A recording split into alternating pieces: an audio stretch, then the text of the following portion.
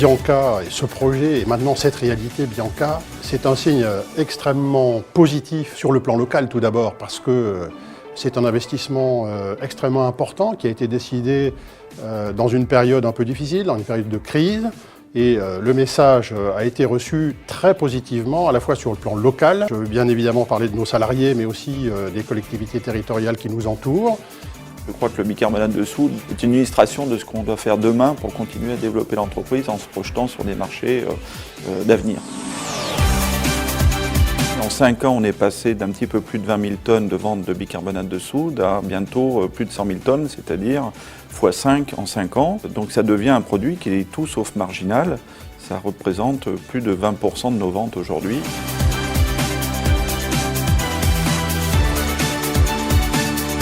Les principales utilisations sont pour le traitement fumé, l'alimentation animale, l'alimentation humaine, la pharmacie et l'hémodialyse aussi, qui est le principal marché visé avec le produit de cet atelier.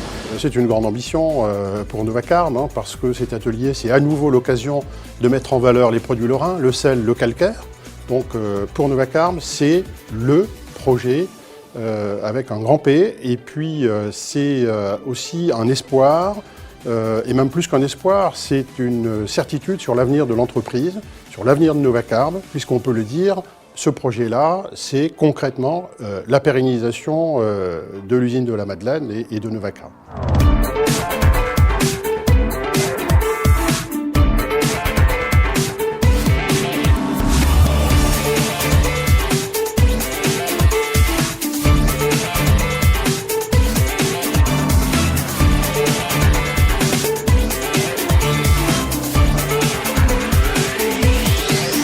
Il est nécessaire d'innover, de s'adapter et en l'occurrence, notre adaptation, c'est une adaptation au marché, une adaptation à la demande de nos clients. Nous devons nous mettre au service de nos clients et pas simplement par la fourniture de ces produits de plus en plus spécifiques, de plus en plus pointus, mais également répondre, je dirais, d'une certaine manière à un service après-vente parce qu'on ne vend pas que le produit, on assiste notre clientèle dans la mise en œuvre de ce produit. On cherche à faire un produit extrêmement pur, on vise des marchés où la pureté est un élément essentiel. On fabriquait déjà des bicarbonates au sein de l'usine. Là, c'est une nouvelle entité qui va faire un carbonate encore plus pur pour des applications encore plus pointues. C'est un produit effectivement qui a une image de produit ancien, mais qui en fait est en très fort développement. Il y a plein de nouvelles applications qui apparaissent à partir de cette molécule qui est effectivement millénaire, on va dire. Et le développement que nous sommes en train de faire correspond en fait à une croissance des marchés sur ces applications.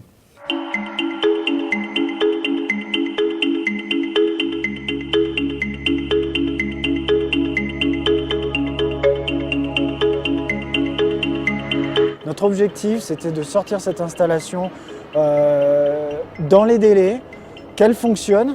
Et là, je crois que tout le monde a travaillé d'arrache-pied justement pour ça. Je crois que la grande difficulté, déjà, c'était 100 personnes, je dirais, en pointe sur le chantier, dont il a fallu assurer la sécurité et puis qui devaient rentrer donc, sur l'installation.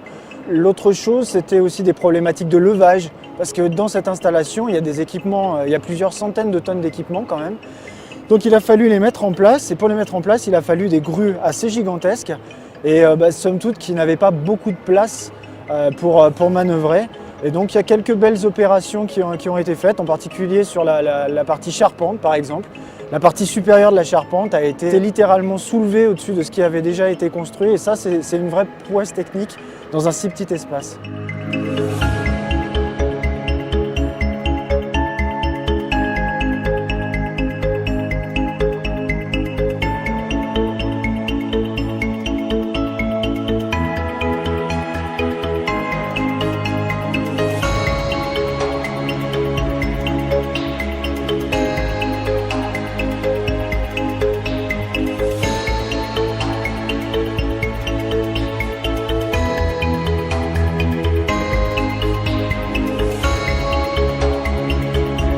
On a dû coordonner 87 lots, c'est-à-dire faire appel à 70 fournisseurs. Certains fournisseurs avaient plusieurs lots à effectuer et passer 129 commandes. Sur les 70 fournisseurs utilisés sur ce projet, 47 étaient français et sur ces 47, il y avait 19 lorrains. Mais derrière, on est allé chercher un savoir-faire, je dirais, dans toute l'Europe.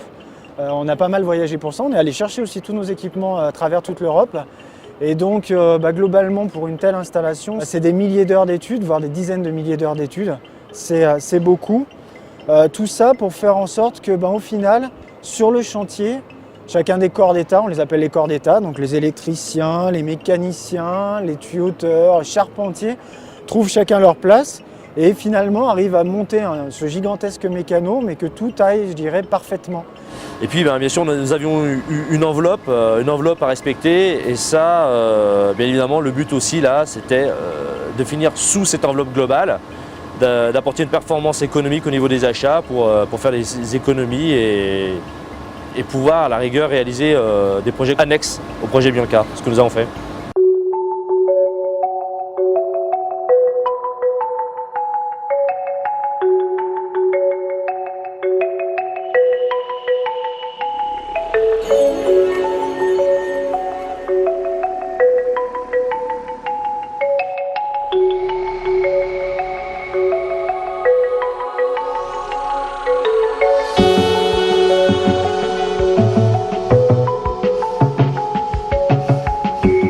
Pour pouvoir le réaliser, on est dans des impératifs de délai extrêmement courts. Et ce projet-là, effectivement, il a démarré en mai de l'année dernière. Le premier coup de pioche, d'ailleurs, a eu lieu le 5 mai de l'année dernière. Et début février de cette année, on produisait nos premières tonnes.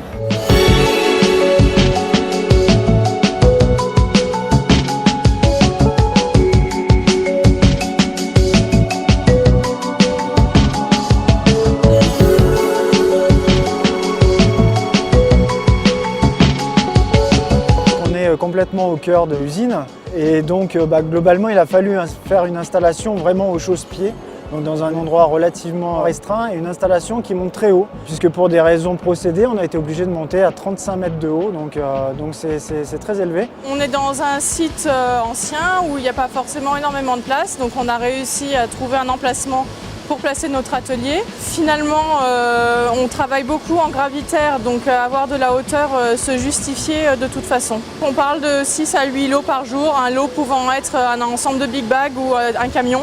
Je pense que c'est une vraie innovation dans le sens de la qualité du produit qu'on cherche à obtenir essentiellement.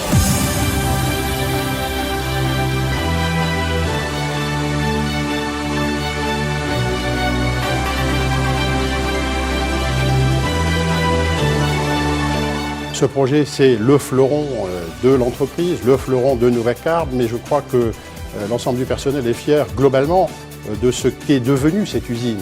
Les autres ateliers ont gagné en performance, ils ont nécessité des efforts soutenus et continus de l'ensemble du personnel. Donc il y a bien sûr Bianca, mais il y a aussi le reste de l'entreprise, les autres ateliers. Novacarb est une filiale du groupe Novacap. Nous avons de grandes ambitions dans le domaine de la sécurité, de la protection de l'environnement. Et Bianca, ce n'est pas un aboutissement, ce n'est pas une fin, ce n'est pas un début, c'est une étape intermédiaire. On a déjà développé d'autres productions sur le site. On a constamment amélioré l'atelier existant, qui est un atelier qui fait des qualités assez spéciales de bicarbonate qui ont toutes leurs valeurs sur certains marchés. En plus, c'est une installation extrêmement propre, neuve, qui nécessite, je veux dire, des contraintes de propreté extrême pour les domaines où nous travaillons. Donc c'est une fierté. Je pense que c'est une fierté pour l'ensemble du personnel Novacarb. Le personnel du site a compris que cette évolution stratégique était nécessaire, qu'en même temps ça leur apportait eux-mêmes une évolution professionnelle tout à fait intéressante, une ouverture sur des marchés tout à fait modernes. Tout le personnel de ce site a su s'adapter à ces marchés très exigeants. Et dans un temps record. On a aussi une équipe dynamique qui a bien suivi ça, qui a fait attention à ce que l'innovation soit bien gérée. L'innovation, elle marche. Les salariés de Novacarb ont été très satisfaits, très heureux de voir qu'on parlait de leur entreprise et qu'on parlait de l'avenir de leur entreprise.